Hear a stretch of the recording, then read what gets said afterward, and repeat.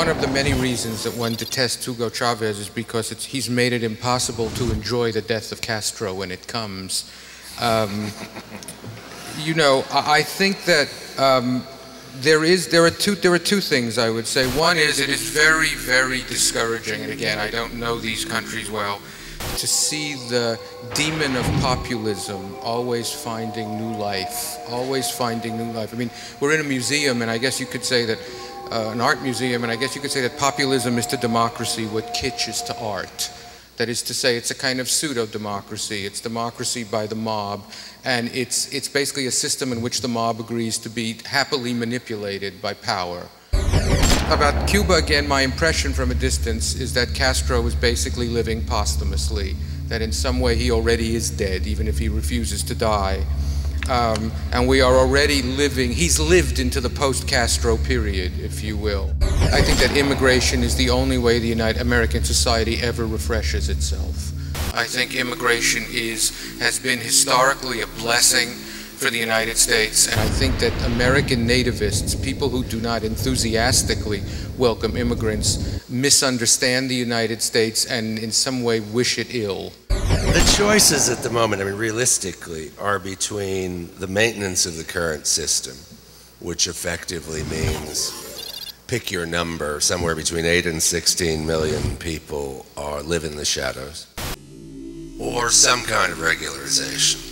I think you can count on the border being much more fortified. That will probably be the price of regularization in the political deal that will come. Remember that there's a hookup, at least in people's imaginations in the United States, with terrorism. You can't, on the one hand, say that the United States is threatened all the time by people trying to sneak in and do harmful things, and then say basically the southern border of the United States should be left open.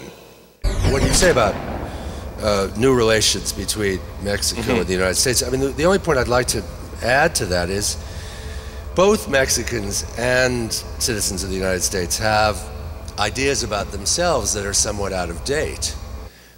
For example, the Protestant-Catholic divide, which is the traditional way in which historians describe the difference, Protestant United States and Catholic Mexico. Well, you're having a tsunami of Protestantization all over this country, and the United States is becoming much more Catholic.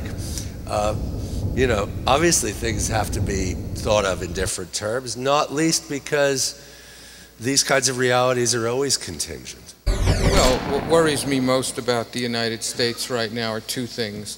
One, the income inequality and the loss of prestige among the political class of worrying openly about the poor. The other thing that worries me, as I indicated before, is the slavery of the American population to the internet.